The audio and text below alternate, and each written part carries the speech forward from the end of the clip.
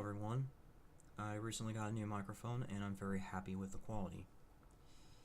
Now that I'm operational again, I want to talk about Elder Scrolls 6. People have been saying that it has a chance of coming out this year. I highly doubt it, but I'm going to entertain it nonetheless. Bethesda has not given me a lot of hope over these years. They either do things wrong with the game or they go back and forth. What I mean by back and forth is, say, look at Fallout New Vegas versus Fallout 4. In Fallout Vegas, you had way more of a weapon selection than you did in Fallout 4.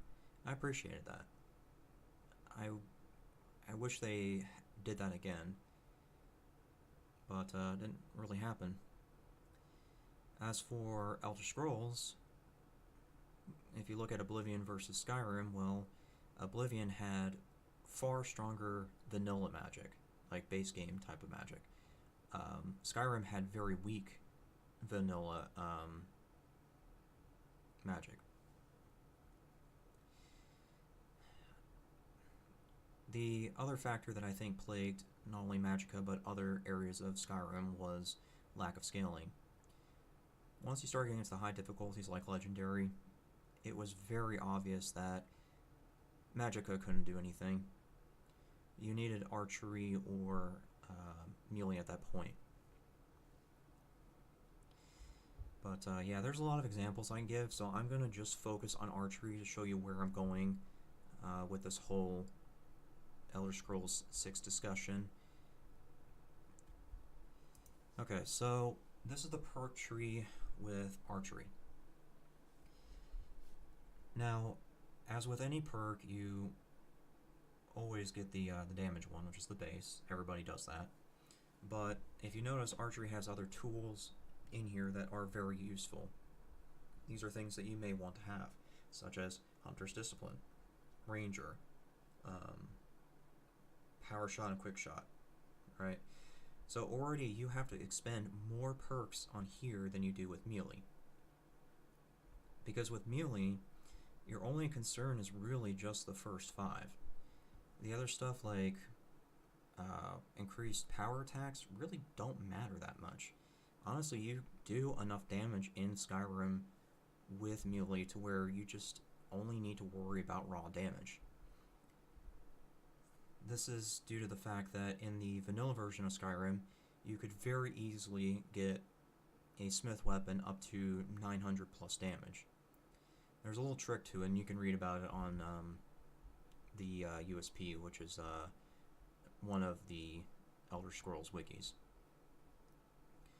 But yeah, so already Archery is at an economical disadvantage. Not only do you have to worry about this, but then if you come and look at the smithing tree, you'll notice that you want to go all the way up to dragon armor so you can craft your bows and arrows. Melee, on the other hand, all they have to do is get up to dragon armor, craft what you want to, then legendary this out. Legendary returns the perks in a particular tree that you choose. Archery has to keep it, so they're again at an economical disadvantage. If they do go forward with Elder Scrolls 6 this year, then I expect to see this change radically. If they made it so that your bow and arrow crafting was built into, say, Overdraw, which is a perk that you buy anyways, that would make things exponentially better on the economic side. As for the other possibilities of it, yeah, it probably will either be a boon or a bane of Archery. Because if you think of it this way, now your weapon crafting is tied into your combat. So you need to be top notch in here just to get anywhere.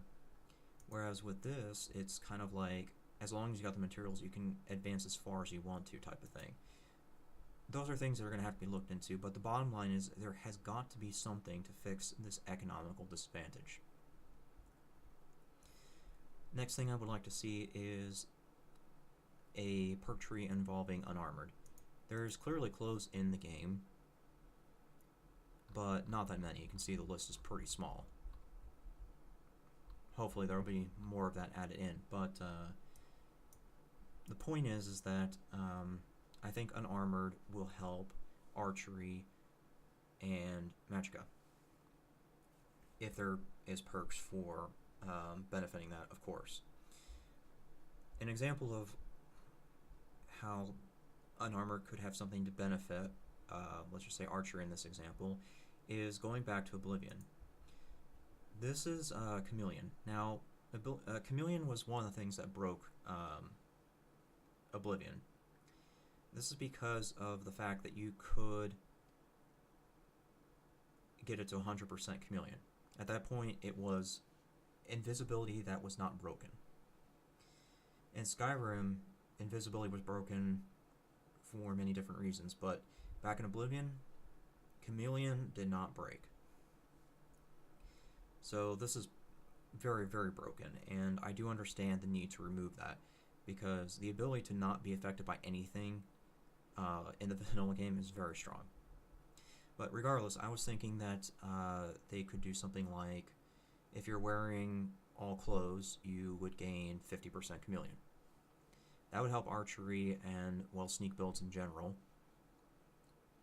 So they could do something like that. If it's a perk for magicka, then maybe they could do something like, I don't know, a permanent damage reduction enchantment or something like that. One of the aggravating things with Skyrim was that as a mage, there was a spell called Dragon Skin, which did make your damage reduction as high as armor, but its duration was very short, so maintaining it was near impossible. Not only that, you got it way late in the game. That was something that had to be done or acquired very, very late, like basically towards the end of the College of Winterhold quests. So that's rough. But yeah, maybe they could do something like that, like a permanent damage reduction enchantment. It doesn't have to be very high, but just something to say that you've got something there. Now, how the tree is going to work, I think, could be done on levels.